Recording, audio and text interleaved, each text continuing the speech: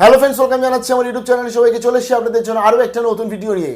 এই মুহূর্তে big breaking এবং এক্সক্লুসিভ আপডেট নিয়ে চলে এসেছি শুধুমাত্র আরজিটাকে। যারা নতুন এসে তাদের রিকোয়েস্ট করলাম প্লিজ সাবস্ক্রাইব করবেন, সঙ্গে থাকবেন সমস্ত আপডেট সবার আগে পাওয়ার জন্য।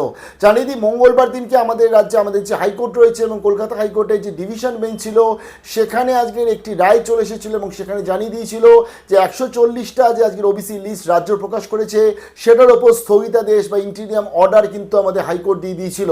তার পরবর্তীতেই একটা প্রশ্ন উঠছিল, তাহলে বিভিন্ন যে রিক্রুটমেন্টগুলো চলছে বা বিভিন্ন যে কলেজ অ্যাডমিশন চলছে যেখানে 17%কে রাখা হচ্ছে, কারণ কলকাতা হাইকোর্ট স্পষ্টত বলে দিয়েছিল, ডিভিশন বেঞ্চ জানিয়ে দিয়েছিল 7%-এর এক্সপেক্টে ওবিসিদের কিন্তু আজকের এই বিভিন্ন রিক্রুটমেন্ট বা সমস্ত জায়গাতে অ্যালাউড করতে হবে। বাট এখানে একটা প্রশ্ন আসছিল যে অনেক জায়গাতে 17%-এর এক্সপেক্টে কিন্তু এখনও অবধি দেখানো হচ্ছে।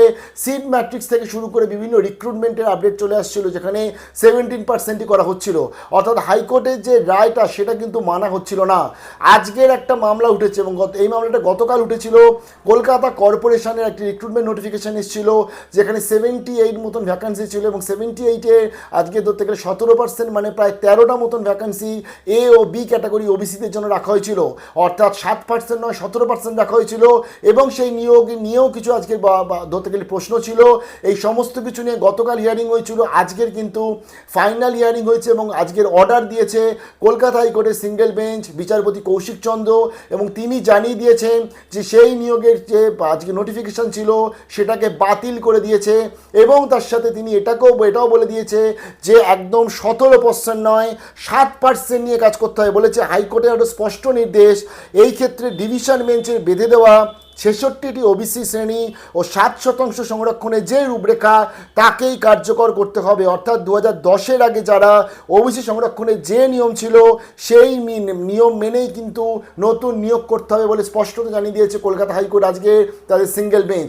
এবং এখানেই একটা বড় একটা বক্তব্য চলে আসে সবার যে আজকে যা রিক্রুটমেন্ট আসছে বা যা বক্তব্য আসছে, বিশেষ করে 17%-এর এক্সপেক্টে বা 140টা লিস্টের এক্সপেক্টে, সেগুলো সব মোটামুটি চ্যালেঞ্জ হচ্ছে এবং হেরে যাচ্ছে রাজ্য সরকার।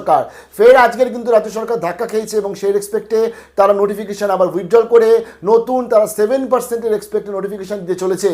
আমাদের রাজ্যে যে কলেজ ভর্তি এখন বর্তমানে চলছে তার ফর্ম ফিল আপ চলছে, সেখানে যদি আমরা প্রত্যেকটি কলেজে সিট ম্যাট্রিক্স দেখি সেখানে 17%-এ ডিস্ট্রিবিউট করা আছে এবং বিভিন্ন রিক্রুটমেন্টও চলছে সেখানেও কিন্তু 17% ধরতে গেলে আজকের আমাদের আলাদা আলাদা করা রয়েছে 10 ও 7-এ।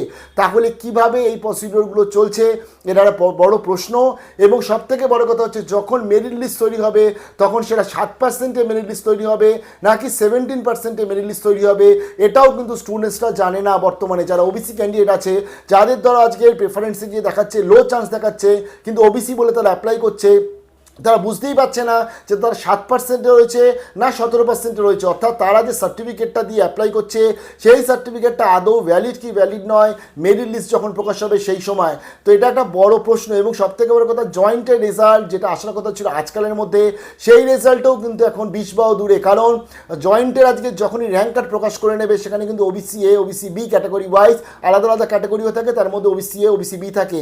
সেই ক্যাটাগরির যে র্যাঙ্ক কার্ড প্রকাশ হবে তার পরবর্তী সেটা যে হাইকোর্টে চ্যালেঞ্জ হবে না, এটাও একটা প্রশ্নের মুখে রয়েছে জয়েন্ট বোর্ড। কারণ 17%-এর এক্সপেক্টে তারা যদি আজকে এই র্যাঙ্ক কার্ড এক্সপেক্টে প্রকাশ করে এবং জয়েন্টের মতন আজকে পরীক্ষা যেখানে ধরতে গেলে আজকে বিভিন্ন যে সরকারি ইউনিভার্সিটি বা সরকারি কলেজে চান্স পাওয়ার জন্য স্টুডেন্টসরা সারা বছর ধরে পড়াশোনা করে, 2-3 বছর ধরে পড়াশোনা করে তারপর জয়েন্টের পরীক্ষা দেয়, বা আজকের বলে জেনপাস বলে এনএম জিএনএম বলে অনেক স্টুডেন্টস আছে তারা কিন্তু লাস্ট ইয়ার ভালো রেজাল্ট হয়নি বলে এবছর আরও ভালো করে প্রিপারেশন নিচ্ছে।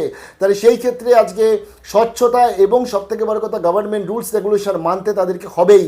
তাই সব থেকে তারাও কিন্তু এখন বড় একটা বিপদে পড়ে রয়েছে, কারণ 17% নাকি 7%, যেহেতু হাইকোর্ট দেখুন আজকেরও বিজ্ঞপ্তিটা বাতিল করে দিয়েছে, আজকেরও হাইকোর্ট বলে দিয়েছে সিঙ্গেল বেঞ্চের রায় মানতে হবে, যেটা ধরতে গেলে সিঙ্গেল বেঞ্চ মানে যে মাসের সময় বলেছিল ডিভিশন বেঞ্চের রায় মানতে হবে, যেটা মঙ্গলবার বলেছে যে 7% এবং 2010-এর আগে ওবিসিদের নিয়ে চলতে হবে।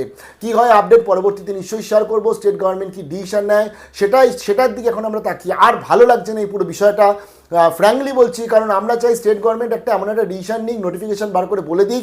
বিশেষ করে যারা ওবিসি ক্যান্ডিডেট আছে আমার সাথে মনে হয় তারাও অনেকে একমত হবে, তারাও এখনও ভালো লাগছে না, দে আর অলসো ফ্রাস্ট্রেটেড। বিশেষ করে যারা কলেজ ভর্তির জন্য অ্যাপ্লাই করবে তাদের ওবিসি সার্টিফিকেট আদৌ কাজে লাগবে কি লাগবে না, ওবিসি দিয়ে অ্যাপ্লাই করবে পরবর্তীতে তারা জেনারেল হয়ে যাবে কিনা, তার এই সিচুয়েশন কি হতে পারে, এরকম অনেক কনফিউশনে তারাও রয়েছে। একটা সলিউশন করে দিক, যে সলিউশন পরবর্তীতে যেন এরকম ধরনের বিগ ব্রেকিং আপডেটগুলো না দিতে হয়। কি মনে হয় কমেন্ট সেকশনে জানাবেন। ভালো থাকবেন, বেস্ট অফ লাক।